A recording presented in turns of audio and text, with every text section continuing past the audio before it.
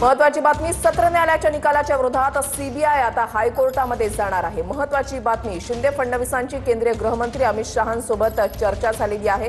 अमित शहांनी सीबीआयला आता निर्देश दिलेले आहेत अशी माहिती एकनाथ शिंदे यांच्याकडून देण्यात आली आहे। सत्र न्यायालयाच्या निकालाच्या विरोधात आता सीबीआय हायकोर्टामध्ये जाणार आहे। शिंदे फडणवीसांची केंद्रीय गृहमंत्री अमित शहांसोबत चर्चा झाली आहे। परिवार जो आहे पूर्णपणे एका आशेने या हत्याकांडाकडे निर्णयाकडे डोळे लावून बसला होता, परंतु दुर्दैवाने आज त्या आरोपींना निर्दोष सोडलेलं आहे।